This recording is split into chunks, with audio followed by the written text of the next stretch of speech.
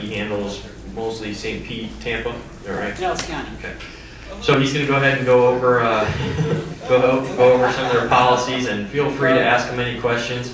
He's taking the time out of his day. It's actually his 50th birthday this weekend, so I'd like to thank you for coming and taking your time and speaking to us. Thank you. You don't look a day over 49. Oh, my wife actually called my boss and got today off for me, and had friends come here from out of town I didn't know about, so it was a big surprise last night. I was like, I gotta go over to Tampa tomorrow. So you see when you guys rate. Excellent, thank you. But I really appreciate the invite, and it's wonderful. You got a really great bunch of people here, it seems like, and it's just really good to be here. It's interesting. My first introduction to pressure washing, you know, is your typical homeowner borrowing a neighbor's pressure washing after going in the pool, you know, and getting this stuff done. And sometime later, I got a hold of a nice, powerful one. So I was like, I was out there, I was like, oh man, this is cool. So it was a lot of fun. And for about 15 minutes, and I was like, this is work. It's like, I gotta hand it to you guys. This is it's a lot harder than I thought it was gonna be. So it's like, leave it to the professionals. Anyway, well, we're here today to speak a little bit. I'm Eric Furman with the Pinellas County Department of Environmental Management. I manage the NPDES program. And basically, it says down there, National Pollution Discharge Elimination System. And, these are federal rules. And when you say about the EPA, that's nationwide. So the rules come down, the stormwater rules to keep the water clean. And thanks. And they promulgate those down to the state and even to the local level. So depending on what you're doing. Now here in this area is broken down into two areas.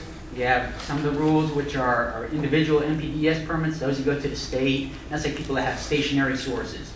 They might have a facility set up and somebody comes there to do work and you're treating the water. They have to have an individual permit.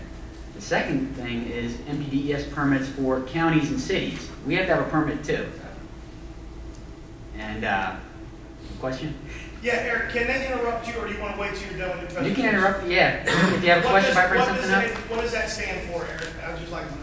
NPDES? Yeah. National Pollution Discharge Elimination System. Okay, thank you. Okay. And we have a permit too. Pinellas County has a permit, and we're in with most of the other cities in Pinellas County. St. Pete has their own permit, but Pinellas County has a permit, and we have to do certain things to be in compliance with the feds. All right, thank you for coming. You don't hear about the rest of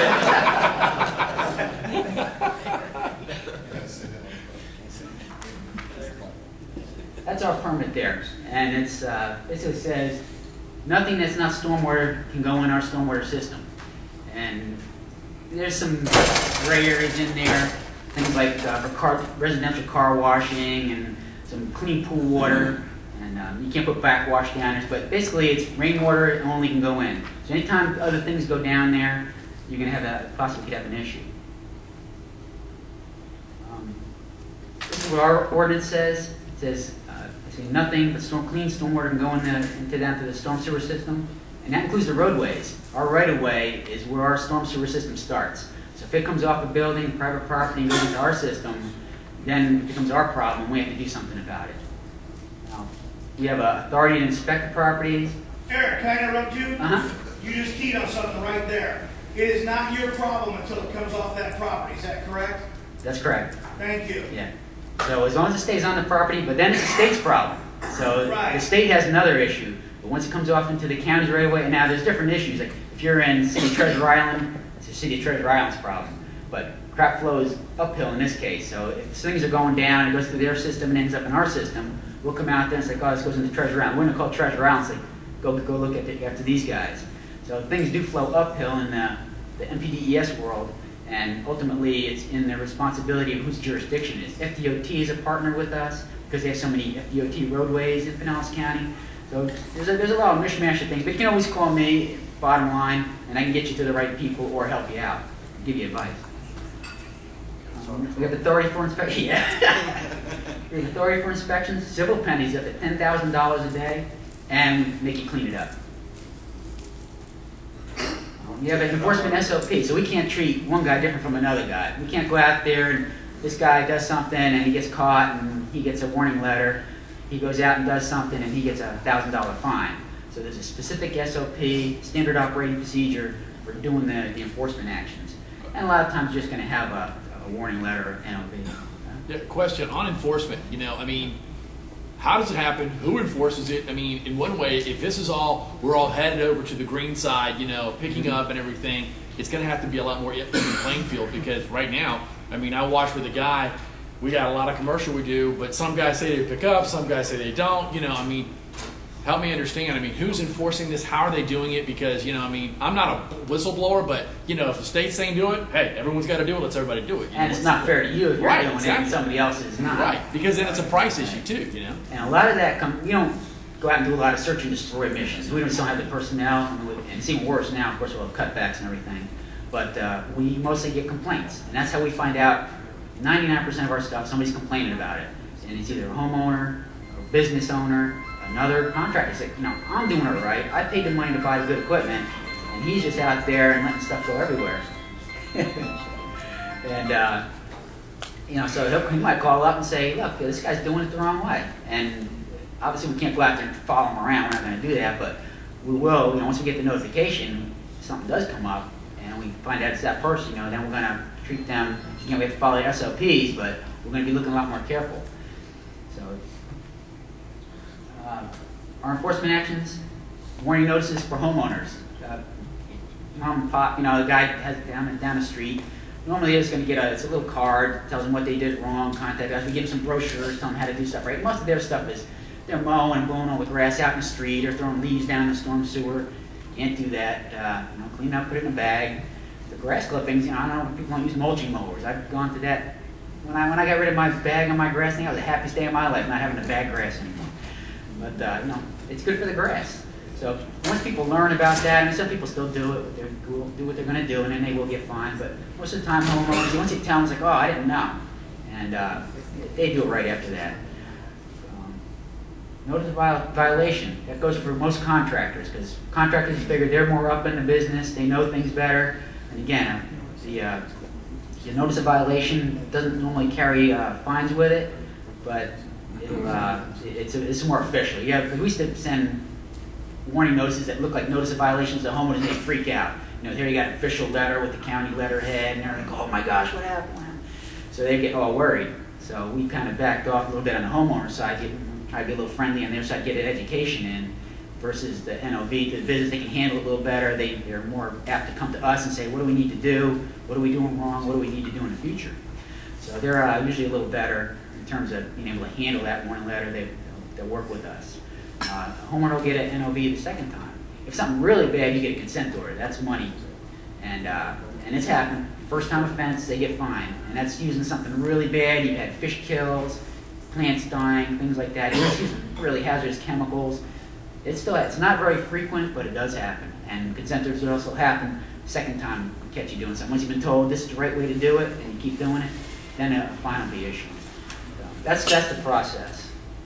Is there, in regards, is there any discrepancy as far as like, say for instance in a neighborhood where you've got a drainage culvert that goes into a dry ditch that, you know, generally fills up when it gets really heavy with rain, but is that the same even if it goes off into a lake or something? Is there any discrepancy as far as where these storm drains? There is in terms of how we handle if we do come upon it. Like I say, you can't just let the water run into our system untreated. So if you get it into a grassy area, and I'll show you some of these things after, it depends on how you direct the water. And a lot of it's pretty simple for the most part. And you know, some things can be hard. Some of the places that you work are going to be as hard to work because they don't have any grass. They're 100% paved.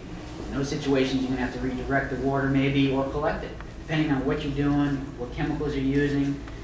If you're just using water, you know, it's going to be a lot easier for you. If you start putting cleaners and more caustic things, which you know, a lot easier if you avoid it. And I know there's a time and a place for that, but you know, if you can avoid that, it'll make your job a lot easier, make our job a lot easier. Is there a list of chemicals that you guys have? Well, we don't. We'll go out and investigate and see what product is being used. And again, a lot of times we're not going to be out there on your normal job. You're never going to see us. It's usually a result of a complaint of soapy water going down the street, going into the drain or past somebody's business. That's 99% of the time we're going to If do there was a it. list of chemicals you can and cannot allow to go down the drain, we can avoid the fines. Well, none can go down the drain. Nothing but clean water can go down the drain, our system. So that's basically where it's nothing. Okay. So would you have a problem, say, if someone's washing some concrete, they put an oil sock out and a mesh screen, would that be okay if that water goes into the stormwater system? Yeah, once it's clean, if it comes out, if I'm looking at that water and it's clean on the other side, no harm, no foul. Okay. Yeah, because we had a lady actually doing a pool. It's not pressure washing, but same kind of situation. And we sent out a letter to pool companies, only clean water can go out, blah, blah, blah. Well, some of the pool companies, the guys that do rebar siding, freaked out and said, well, we can't put any water down the storm drain, we're going to get a $10,000 fine. And, well, that's not what the rule says. The rule says no dirty water. So if you backwash your pool, that dirty dye-commission surface water, that white water, put in front of your grass. It's good for the grass. It kills bugs and stuff, believe it or not. And it's not hazardous, and they'll be okay. But they had a 14,000-gallon pool. And they dumped the water and killed some of their St. Augustine grass. And it's like, man, I don't understand. Normally just water on, especially St. Augustine, which loves water, it's not going to kill the grass. But went back and forth. She's an engineer. Her husband's an engineer. Said they tested the water before it went out. Had just no residual chlorine in it. I said, well, then it could have gone down the drain. It's clean. There's no sediment in it. There's no chlorine in it. If I come out with my test kit and I test and there's no chlorine, we're good. That water can go down the drain. It's clean water. And she said, well, that's not what the pool guy said. I said, well, it's not the issue. It's clean water can go down the drain. And again, if you see dirty water, that's a no-no. Soapy water, chemicals in the water. But clean water, once you take the solids out with your sock, you've strained it out. The water that's coming out the other side is clean. That can go down the drain. Just to comment on that, yes, you can take the solids out, and possibly the oil sock might take any oils out. But if you use chlorine or soaps, it's going to pass right through.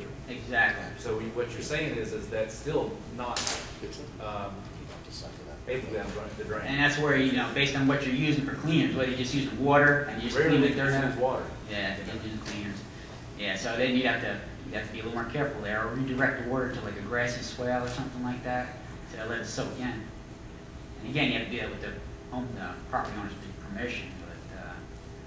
But there's other ways to handle it. So Are you getting a lot of people calling? it comes and goes. Minimal? Yeah, it's not real. It's usually when something goes off the property and it's visible. Usually the typical pressure washing, you're in, you're out, and you're not. Obviously, most of you are probably using high pressure, low volume systems, so you don't get a big flow going down the street and making a big mess. Sometimes. But again, it's where you are. You're in Pinellas County. There's a million people there. Somebody's probably gonna, if they see something that looks funky, they're gonna call. Well, I figured as far as the dilution ratio, with the amount of, say, chlorine that I may be using to apply to kill the mold and mildew on the driveway, once I start actually using surface cleaner and then rinsing, the volume of water that I'm using versus the amount of caustic that I may have used in the dilution rate might be low enough that it wouldn't harm anything. Yeah, how do you feel lucky? That's pretty much what I've been doing, I mean, flipping Yeah. Yeah, it's the rule says nothing. My name is Bill, by the way. I thought it was really interesting that y'all can put a sock out, but in Houston, Texas, you gotta reclaim anything, nothing can go down the storm drain, period. So why is there such a drastic change? They may be saying something. They may be not believing that the sock can filter. Again, it depends on what you're using. If you're using Water technical thing. Because Approved. the answer to that is that city of Houston, city of Dallas. they're basing it on the same EPA rule, which says nothing goes in. They're probably just not taking a chance. Like they say, you're doing something. They say, well, I'm just keeping the edge here. And if I get caught. Bill. But,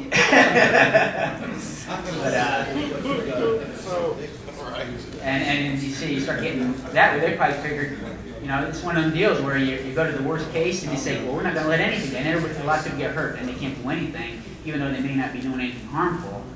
Everybody gets nailed for it, and they're just saying, we're not going to deal with it. We're just going to, you're going to collect it all and then be done with it. Now, my question is, we can't do anything in the runoff, right? Into the rain runoffs.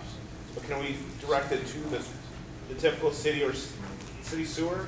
That's our system. That's our right of way. So you can't put it down there. Sanitary sewer. Sanitary sewer you That's can. what I mean, sanitary sewer. Sanitary you can, and that's one of the BMVs is collect it and put it into the city system. But you need approval before you do that. And what if you use no chemical at all? You just use hot water and runoff? What's the deal with that? Again, you can do that, and the only thing you're going to have is your solids that come off, the dirt itself. And if you keep that from going out into our system, you know, the water runoff, if that dirt settles out and settles on the property, like in the grassy areas or something like that, and you got a little water, clean water running off, that's fine. But wouldn't that be the same thing as if you had a hard rain and water runoff? Yeah, and that's why that's allowable. Okay. Okay, now the dirt itself, again, you're talking the dirty water, because that's collecting things from the parking lot. The dirt and all the things that grab onto that dirt, when it settles, that has to be collected. That can't go into our system. What he's kind of getting at is if you're doing like let's say a shopping center, you're doing the sidewalks, it runs down to the asphalt and then runs down. As long as it evaporates on property, you're fine, right? Yeah. Yeah, but any water that's going down and has any dirt particles from the sidewalk is where you get in trouble. Right. If it hits the drain. Correct. Isn't there like an allowable amount per square footage too or something? That's for the on-site wells. So that's if it doesn't go to the main. Because basically all we're doing is using hot water. I mean, we're not putting any chemicals down. And that helps a lot. And we say in terms of, you know, again, it's like we haven't gotten too many complaints when people are just using water, because it's not real. A lot of times it's not real dirty. So a lot of times people look at it, it looks clean, and they look through it. So we don't even get the complaint on that a lot of times. Most of the time we're going to get the complaint. It's going to be some kind of soapy looking stuff or chlorine smell. You know, if it smells funny, those are the two that are going to generate complaints to us, and then we're going to be out there looking. That's 99% of it. It's what stimulates people. If it looks like clean water, people usually aren't. You know, And by the time you blow it off, I mean, the sand usually settles and the water runs down. I mean, yeah. What is our fine matrix? You see, talking about minor, moderate, and major. You have the extent of the violation. How bad is it? Oops. And the potential for harm and the extent of the violation. So the potential for harm is, how bad was it? Was it a chemical or was it just dirt? You know, and that'll take you to different areas. If it's just a little bit of dirt, and how far did it get? That's the extent of the violation. Did it make it all the way down to the lake down the end of the road, or is it just caught right around there and sitting in a drain, like kind of what you're saying? So you have a big difference as to how far you go, and that determines the violation. Now a lot of times you get a minor, and you're talking up to $200. You're probably not even going to bother with that, and it's going to stick unless it's repetitive. But then it's probably going to move up because you're a repetitive violator. There's other factors you can add in. Got a question. What if you're doing your part as best as you can? You're filtering it, you got oil sock, whatever. Water's running off into the street gutter. Now, as it's going down the street gutter, clean water is moving dirt. And then y'all see dirty water, but coming off the property was clean. How do you handle that?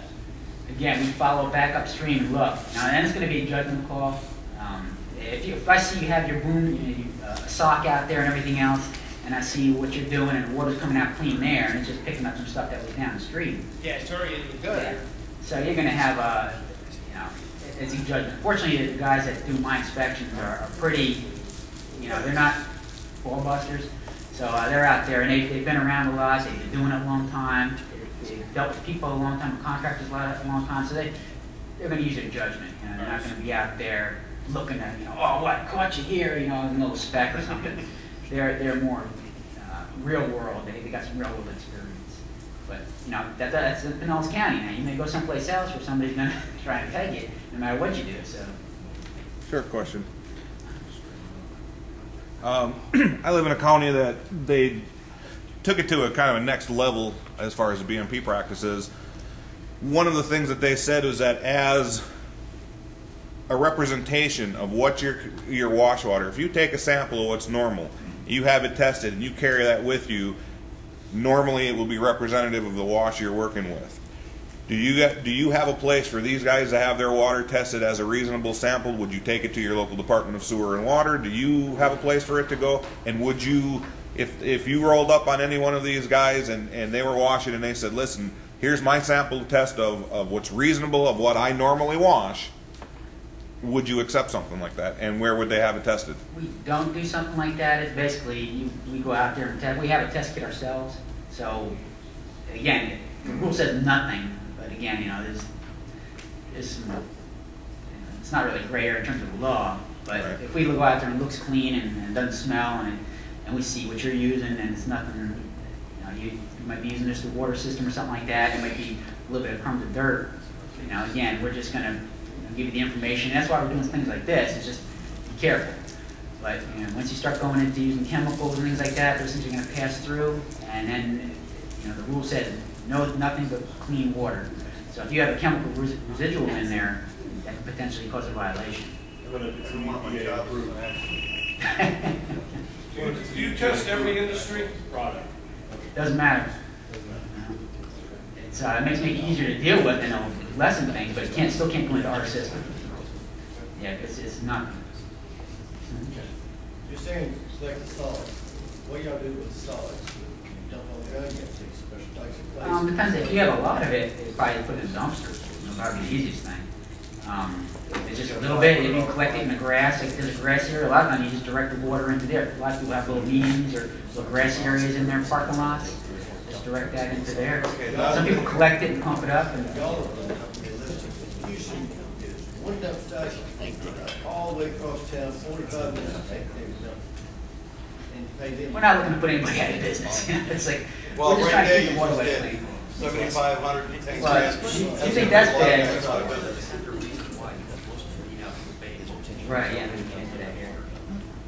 This is one of the reasons why we enforce, that's what we get fined. If we don't abide by our permit, $45,000 a day for us. So, we're pretty lean, pretty, When you say us, you mean Pinellas County. Pinellas County. That's not coming out of, It's coming out of your, you live in Pinellas County, it's coming out of your pocket. Yeah, Bill from Pinellas but I'm County. just saying, the county's got money. The county can, okay. But you know what? I don't have 10 grand to go hand it up for a fine. Yeah, and the chances are, unless you did something, I can't imagine you do something that bad and you get a 10 grand fine. It's happening. You don't know. But it's not, I've never seen it from pressure. One guy, the pressure washer guy got a pretty good fine, but he was a little small operation, and we worked with him, we knocked it down, and so he didn't get 10 grand, but he was using a very corrosive chemical at really high strength and going right in a stream. So that's bad. If you're doing most of this other stuff, if you did, your first time it's going to be an NOV, and most of the time, and chances are it's going to be a small fine because a lot of what you're using is not real bad in what you're doing. So again, I wouldn't want to be there in the first place because second offense. But again, it's that 10 grand there is for the really bad, really right into the stream and something really bad. So you're at the major area. Again, that's why we're out there. Because, like I say, the commissioners hear about us paying fines to EPA. There's going to be jobs in the line at that point. Well, clarify waterway. As far as getting a big fine, As an on-site retention pond that doesn't go to a stream or something that goes to the Gulf or a big lake. the on-site retention pond is not part of our system. So that's not But you're considered still going waterway. to have issues with the state. The state, that's the individual permits. They have, well, that's probably the. Well, let's clarify then. Like he said, if it stays on personal property, if it's on a company property and it's not going off any off stream, it's not going anywhere but their property, they've got a spillway, if you will, that comes down, goes into sand or grass, it's going to be going through there. What gives? Well, there's a difference there. It depends what you're doing and how bad it is, and if it's a repetitive thing you're doing. If it's something that they're out there once a month washing cars, you're probably going to end up having to get either a fully recirculating system and collect everything, bring it to someplace else to do them. That's permitted. But again, a lot of times you're talking about the state has enforcement on the property. If it's just a one-time operation and you're doing it frequently, and they have a grassy area, swale, like some grass on the parking lot, and they have a little, it has some picnic tables or something like that, and you can direct that water there, that's allowable under the state rules. But again, until it comes off the state private property onto our property, which is a right-of-way, county streets, or city, depending on where you are, but I'm talking big picture, DOT right-of-ways, then it's going to be my problem. But if you keep it on and it goes in the stormwater system that's, or all new facilities have stormwater systems. Some of the old ones aren't going to have them. Some of the old places don't have their own stormwater system with a retention pond. But most of the newer facilities, anything from 84 on is going to have those, 1984. And if it goes into those, there's NPDES issues that you have, that they're going to have, but the state enforces them, DEP, Department of Environmental Protection. If anybody wants Eric's card right away, I'll run around and give these to you. His home address is on there. People look the other direction. How many, in 2008, how many fines did you give out to pressure washing contractors? Do you know? Not many, a handful,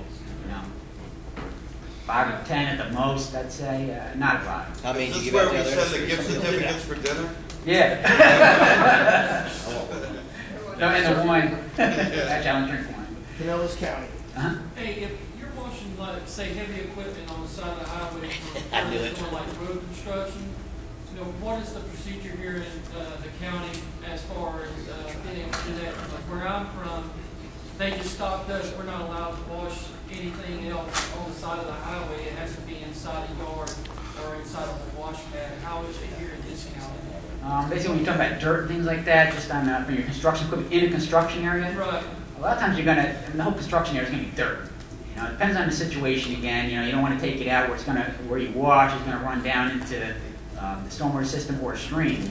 So if you're washing within a yard that you can specify there and have a depressional area, the water's just gonna soak in there. It's not an issue. Again, it's what's coming off the property. Eric, he's asking about heavy equipment though. Yeah. Here's the difference. The contaminants that we're talking about are existing. The contaminants you're talking about, you're polluting. Exactly. Do you understand the difference? Are you talking about using stuff? I thought you He's were talking washing about a vehicle. dirt. Okay, yeah. When you start getting into any time when you've got hydraulic oils or greases that you're going to be washing, whole different animal. Yeah, all the BMPs and things we're talking about is cosmetic washing. Now, what if he's washing on the side of the road, a big grassy area is not going to a drain? Is that natural evaporation then? Well, it's going to be the right of way of whoever has that roadway. So they're not going to. That's right of way. But again, it's cosmetic washing versus washing where you start getting into oils, and that's a big difference. If it's just dirt and you're in a construction area, it's not a big. You're trying to get the dirt off the tracks or something like that, or something washed up or on the seats, and so the guy's not all filthy. That's not a big deal. But once you start washing around the engine, fittings, those kind of things, then you step into another area. All this, and I'll show you later, it deals with cosmetic washing. I'm sorry, go ahead. What if it's washing heavy equipment at their yard, on their property, oil and grease and all that stuff, but it doesn't run off into streams or lakes or anywhere? Again, you're going to have probably recirculate, capture that material and then recirculate it or pump it and treat it, or none but down the sanitary sewer system or something like that. You're not talking about cosmetic washing at that point. You're washing engines, anywhere grease fittings, oils. Those are the things. That's really the big key. The dirts and things like the soil. It's not it's a problem in terms of turbidity wise, but oils and greases are a whole lot worse. What's y'all's hours of operation? Y'all get a phone call at 2 o'clock in the morning and you're going to be... I ain't going to be answering. Nights and weekends, he's not up. I'm here, normally we work from about 7 to 5 or 6, depending, because we have some people work 10-hour days, 4 10-hour days. So do all your dirty work in later on. Well, we will. We will ship people out. If we know that something's, there's a continuing issue that's been happening, and it's on Thursday night. This guy comes every Thursday, and at 10 o'clock at night he's doing this. We'll authorize somebody to go out there and they'll shift their hours, and they'll be out there at 10 o'clock at night. Polk County don't have the money for it, don't worry. Let's say you have a shopping center that has the on-site stormwater pond. And that stormwater pond is going to have a littoral shelf that's going to filter all your contaminants before it goes off-site. It goes down the drain into that stormwater pond, and it's filtered through that littoral shelf before it goes off-site. What's the case there? Again, you're talking about going into stormwater pond. That's going to be a state issue. They could potentially enforce for that, depending on what you're using, because you could depending on what you're using. If you're just using water and dirt, you're going to be going across the bank and it's going to filter out before it gets to that. Exactly. If you're using chemicals, now you're in a different process, because those chemicals can actually leach through and potentially kill that littoral shelf and ruin the function of that pond. That's the difference. Is depending on what you're doing, you could get into trouble with the state. Again, on the private property, it's a state issue. We don't enforce. We don't have authority to enforce for that.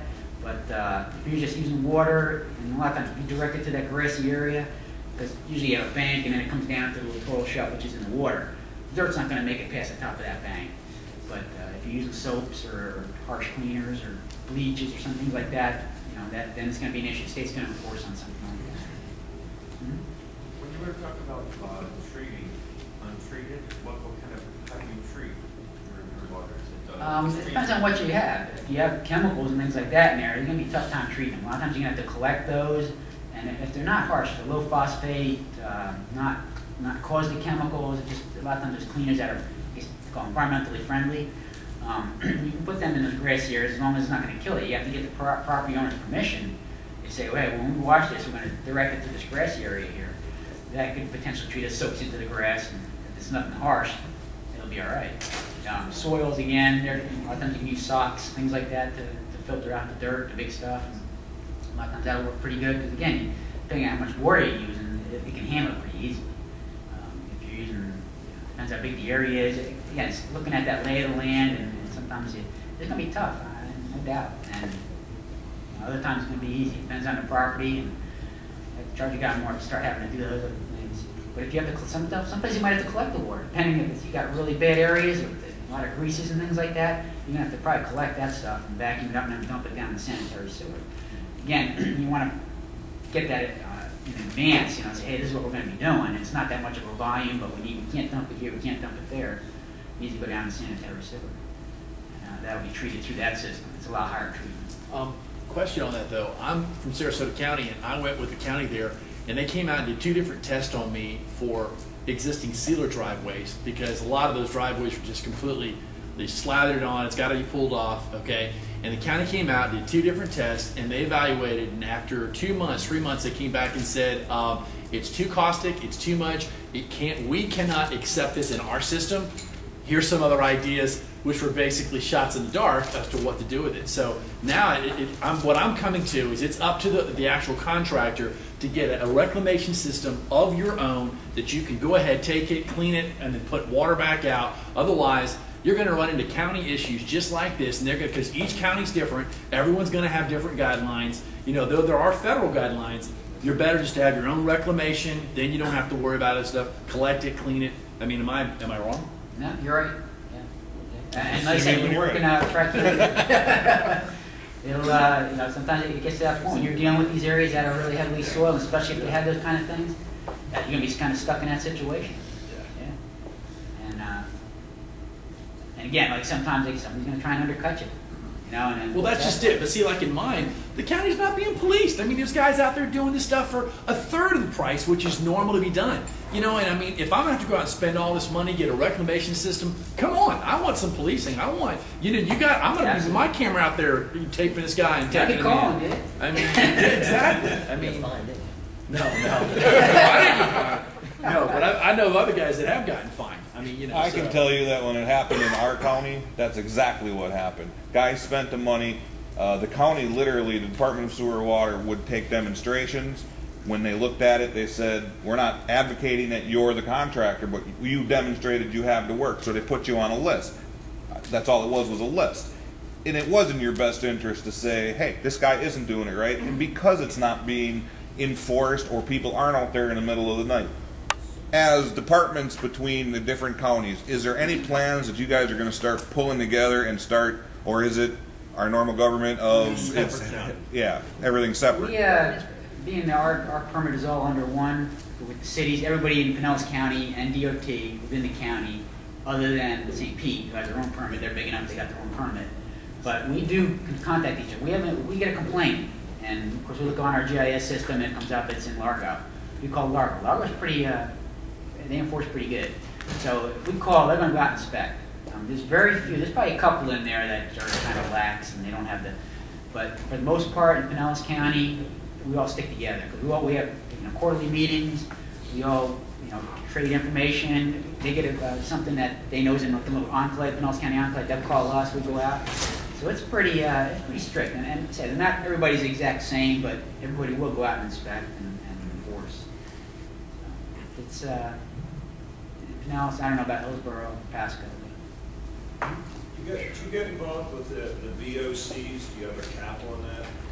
We don't, but our air quality division does. They have a lot of, they have an air toxic section, and there is volatile organic compound. Depending on what you're doing, there's different regulations. I'm not really up on that, and we don't regulate through our office.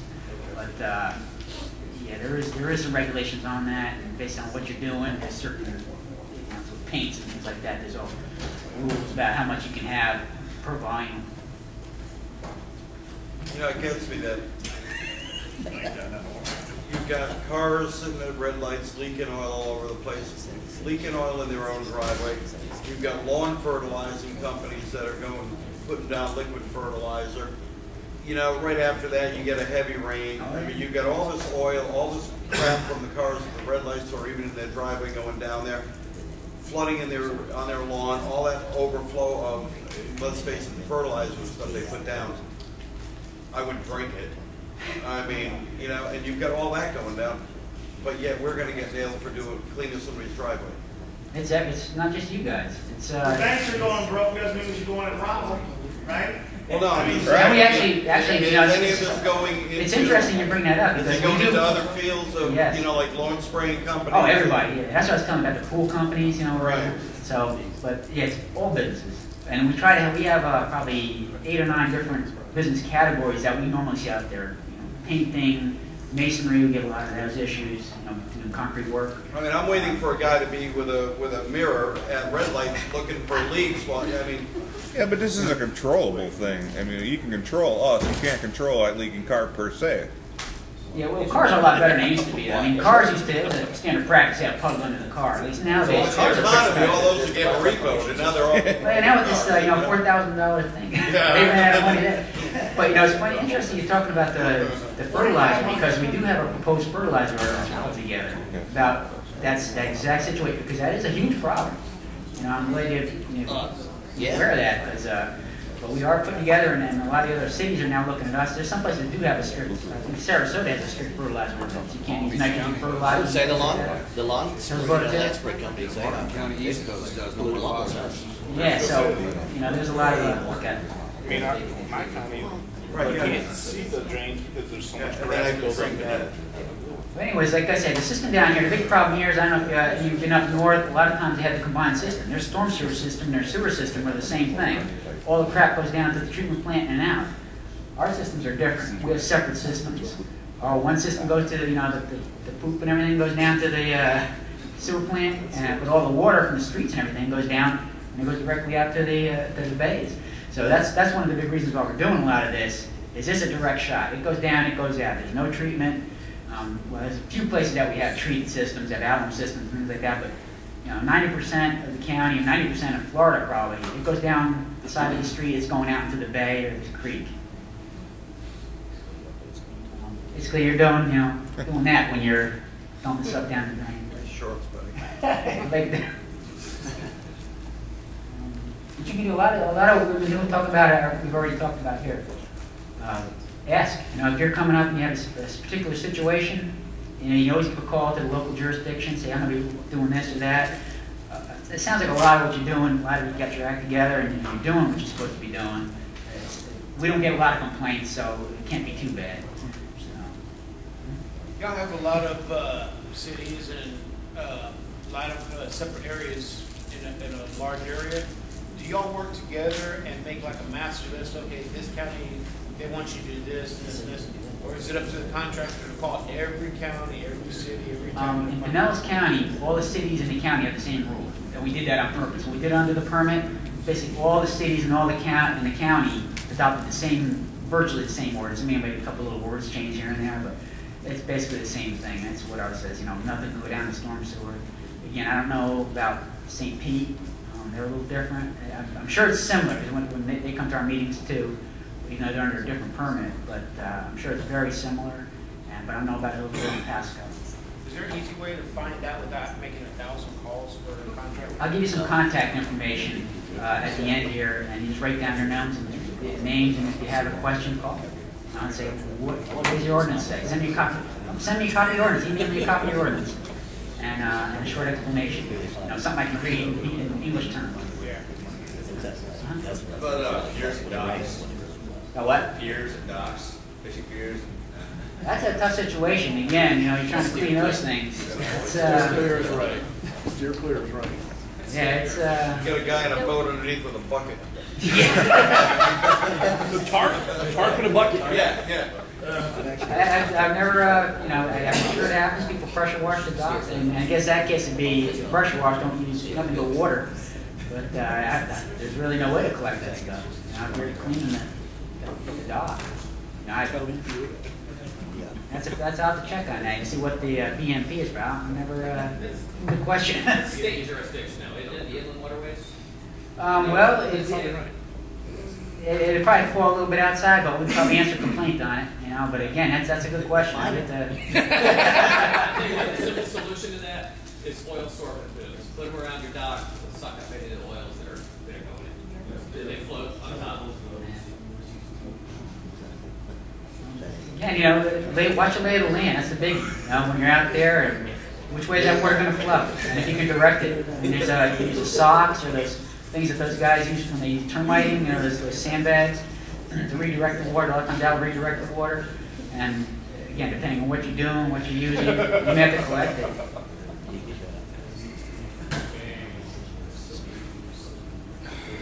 One of the biggies, if there's big deposits on there. You have some of these places, like some of these gas stations and whatnot, they have this nasty oil puddles. You might have to clean them up separately, scrape them up, clean them up separately before you do your pressure washing operation. Again, to keep those oils and things out of the system.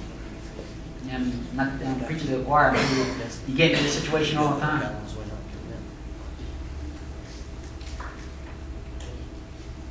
Again, like when you get into some of these situations, if you're just going to be working on the property itself and you could be going into those stormwater systems or affecting those, DEP, that's the state. They have jurisdiction over that. If you want to make sure and not get in trouble with them, be a call and say, I have this situation and this is what's going to happen. How do I handle this?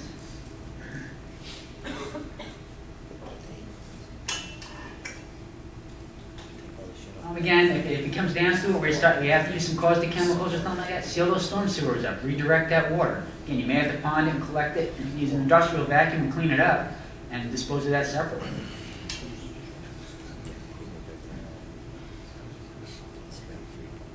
Hey guys, no more questions until he's at the end, just so we can kind of move it along real quick.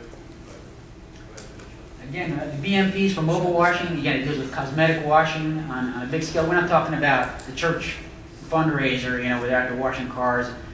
We're not going to go out there and go after those kind of things. Most of the BMPs, the state they did it in our county. Industrial washing. They did it in our county. Even for that, huh? Even for car washing. That's cool. But, yeah, I mean, it's basically on a grand scale, it's residential car washing. That's exempt under our stormwater rule. Residential car washing is exempt. So that's only a step away. We're talking these things. We're talking about businesses. You're coming out there, you're washing the guy's truck. Again, it's cosmetic washing. Now, when you start getting underneath and cleaning up where the oils or greases are, then that's a whole different situation.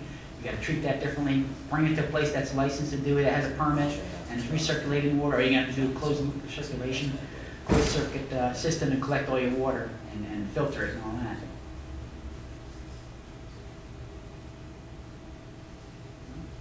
Come on.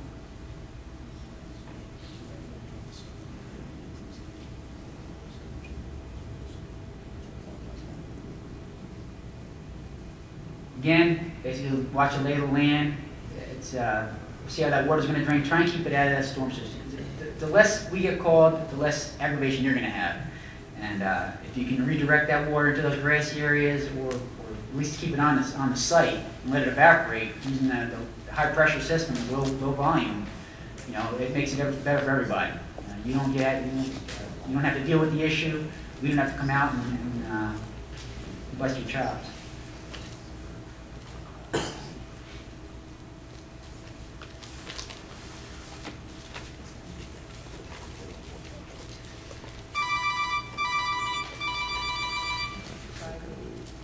All right, Bill. Okay, Bill. It's not working.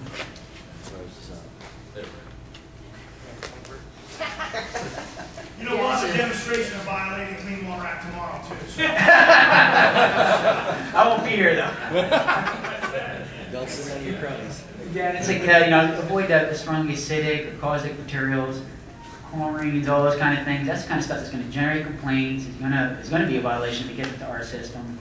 The less you can use them, I know there's a cost. Sometimes you need them because stuff isn't going to come off. But again, that's the kind of stuff you're going to have to collect and redirect into an area that's going to be able to settle out and treat those things without killing a bunch of vegetation.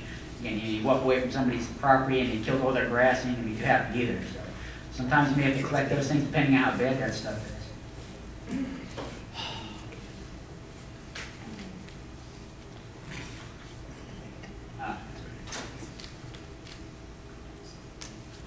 Again, if you have a spill in some of your materials, you got to contact the state and us immediately.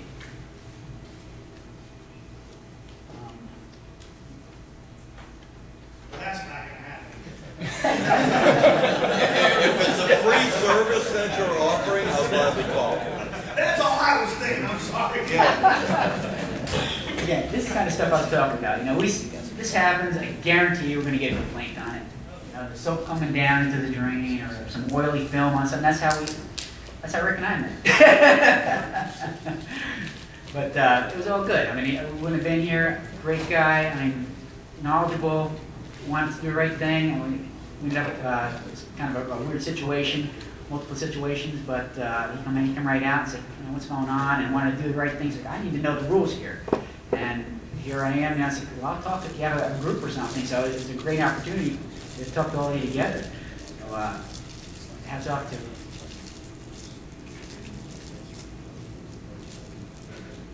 And here's some of the things you see, your typical boom, collection systems, closed-loop systems.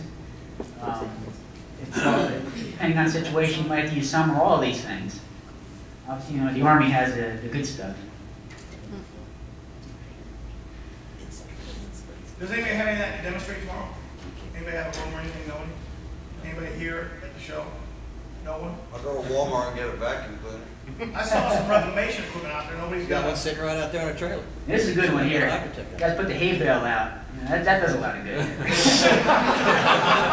I did my part. The DOT does it all the time. Yeah, exactly. They pull them out after floods, right? Like, and then the deer come up and eat it off the road, and then they run out on the road and get hit. Again, your zero discharge closed loop system is going to be your best bet if you can do it. If in a situation, it might require that in certain situations. The second bet, sanitary sewer system. Again, depending on what you're doing, you may run into issues where you have something real nasty. But in general, if you have the cleaner stuff or typical parking lots, you can get away with that. Discharge of the underground, that's like these grassy areas. And last time, discharge of surface waters, you want to stay away from that.